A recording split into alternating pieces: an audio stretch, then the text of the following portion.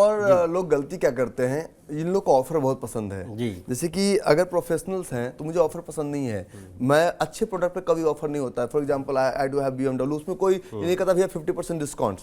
लोग आईपीओ में ज्यादा निवेश करना चाहते हैं, initial pre launching offer, initial public offering, something like this. अब आईपीओ आ तो गया, बस लगा देना है, मिला तो बहुत खुश। अब आपने पेटीएम का आईपीओ लिया, पेटीएम का प्राइस 2200 1900 से आईपीओ गया।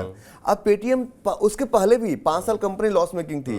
अगर मैं किसी कंपनी में पैसा लगा रहा हूं तो मैं पार्टनर हूं। For example I am investing in a single share in Reliance, तो डायरेक्टली इनडायरेक्टली हम partner of share of Reliance. हम उस मालिक वाले ख्वाब में है ही नहीं। तो अगर मैं अपने दोस्त को भी 10,000 रुपए निवेश करने के लिए दूंगा तो मैं उनको सब कुछ पूछूंगा कब लौटाएगा, कितना कमाएगा।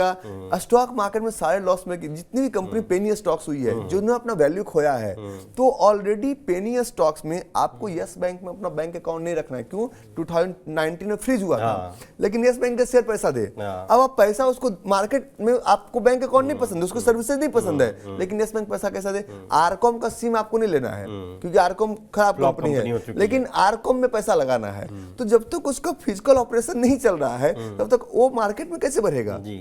समझिए सर, ऐसा कहा भी जाता है कि कभी भी आप जो बड़े मिड मतलब बड़े लार्ज कैप स्टॉक्स होते हैं, मतलब एसबीआई हो, रिलायंस हो, आईसीआईसी बैंक हो, मतलब जो दिग्गज खिलाड़ी माने जाते हैं जिनका मार्केट कैप पूरे बीएसई को कंट्रोल करता है, तो क्या ऐसे शेयरों में निवेश करना है? लेकिन उसमें दूसरी बात एक आ जाती है कि उनके प्राइस जितने ज़्यादा होते हैं, अब आप कहिए कि एमआरएफ का शेयर ले लो जी, तो 1 लाख रुपया का तो उसका शेयर है, तो मैं कितना शेयर ले पाऊंगा? एक आम निवेशक 1 लाख रुपया कहाँ से लगा पाएगा? तो वही जो ये भेड़ चाल है ना, जो मुझे लगता है कि भेड़ चाल है, मैं भी स्टॉक, मुझे भी, आप वो कह रहे हैं ना कि वो ओनरशिप वाली फीलिंग नहीं आती है कि भाई मैं तो एमआरएफ का मालिक हूं, मेरे पास एमआरएफ के मतलब 10 शेयर हैं, मैंने 10 शेयर का मालिक हूं। तो ऐसे में निवेशकों को जो कंफ्यूजन होता है, इसीलिए आपको मतलब आपसे पूछना चाहूंगा कि इस कंफ्यूजन का इलाज क्या है, इसको कैसे देखा जाए? सबसे पहली बात, MRF is a penny stocks. अच्छा, बड़ा हुआ तो क्या हुआ, जैसे पेड़ खजूर, पंथी को छाया नहीं, फल लागे अति दूर। एमआरएफ का शेयर 1,30,000 का जरूर है, लेकिन in totality the market cap is only 50 to 60,000 crore right now, 60,000 crore.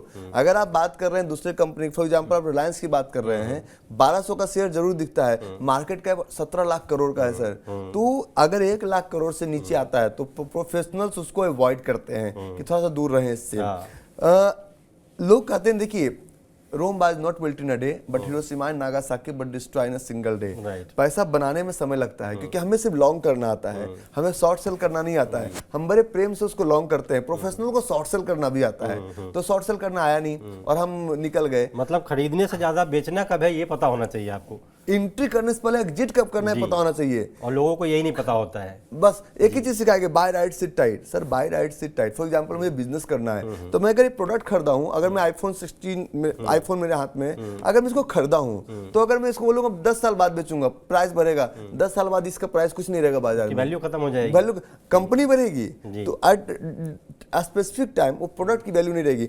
Market का ग्राफ ऐसे चलता है, थोड़ा सा डिमांड हुआ, फिर प्रोफेशनल ने शॉर्ट सेल किया, फिर थोड़ा सा ग्राफ नीचे आया, फिर प्रोफेशनल बाय किया, फिर प्राइस। हम कौन होते हैं बाजार चलाने वाले? बाजार चलाने वाले तो ब्रह्मा कोई और हैं, FIDI। इंडिया के बाजार में जितने भी अच्छे स्टॉक्स हैं उसमें 2 FII हैं। पहला एक government of Singapore, Singapore company जो है, आप 2 घंटे में पूरी कंट्री घूम के आ जाएंगे। इतनी छोटी सी कंट्री है, उतनी छोटी सी कंट्री दुनिया की सबसे स्ट्रॉन्ग कंट्री कैसे बनी हुई है? Due to stock market. इसका पावर है उसके पास, मोनोपोली है उसकी, उनको पता है कि कैसे काम करना है। स्टॉक मार्केट वो है कि आप 1,000 करोड़ का बिजनेस की, मेरे पास 1,000 करोड़ नहीं है, तो मैं अपने 1,000 रुपए से आपके बिजनेस, आपके पूरे माइंड का, आपके पूरे टेक्नोलॉजी का इस्तेमाल करूंगा। मैं सबको कहता हूं कि अगर बाजार में आप, बहुत सारे लोग एक और सलाह देते हैं कि रवि भाई क्या मैं SIP में जाऊं, क्या म्यूचुअल फंड्स में? मेरा भी अगला सवाल वही होने वाला था कि मार्केट के बाद जब मार्केट में निराशा का माहौल है, हताशा का माहौल है, तो क्या ऐसे में लोग SIP, लेकिन SIP की भी डेटा की बात करें तो जिस दौरान ये 5 महीने की जो गिरावट की बात मैंने की है, और जो स्क्रीन पे भी आप देख रहे हैं 5 महीने में इतने लाख करोड़ से, तो उस गिरावट में SIP में भी ताबड़तोड़ देखी गई, 61 लाख खाते पॉज कर दिए गए, मतलब लोगों ने SIP में निवेश करना बंद कर दिया। तो ऐसे में कहाँ जाना चाहिए उस टाइम पे? बहुत अच्छी बात है सर। SIP में ना लगभग 90% से ज्यादा जो म्यूचुअल फंड्स है वो इक्विटी बेस्ड म्यूचुअल फंड्स है जी। हम कहते हैं कान ऐसे ना पकड़ो, कान ऐसे घुमा के पकड़ो। अगर इक्विटी मार्केट सेफ नहीं रहेगा तो म्यूचुअल फंड्स कहाँ से सेफ रहेगा? अगर हम बात करें एक कोई अच्छी म्यूचुअल फंड्स की, वो अपना थोड़ा पैसा आईसीआईसी में डालते हैं, थोड़ा इक्विटी मार्केट। हाँ, आपका माइक सर, माइक लगा। ओ आई एम सॉरी जी, तो वही मेरा कहना था कि जब आप इक्विटी मार्केट, जो जितनी म्यूचुअल फंड्स कंपनियां हैं, म्यूचुअल फंड्स की कंपनियां सब लोग इक्विटी मार्केट में निवेश करते हैं 90% से ज्यादा। दो तरह का म्यूचुअल फंड है कि डेट, एक इक्विटी। डेट तो पहले रिस्क से भरा हुआ है। Equity market means we are going with the economy. अब अगर 15 साल की बात करें, एचडीएफसी बैंक कहां से शुरू हुआ और आज कहां पे है, हम उसका फायदा नहीं ले पाए। अगर लॉन्ग ही करना था तो उतना पेशेंस तो होना चाहिए ना। अब हम निकल चुके हैं। तो ये जो लोग कर रहे हैं पूरा बाजार स्वाहा, हाँ बाजार नीचे गया है, प्रोफेशनल्स ने अपना प्रॉफिट बुक किया है, अब इंटरेस्ट रेट कम होगा, अब वो लोग दोबारा बाय करेंगे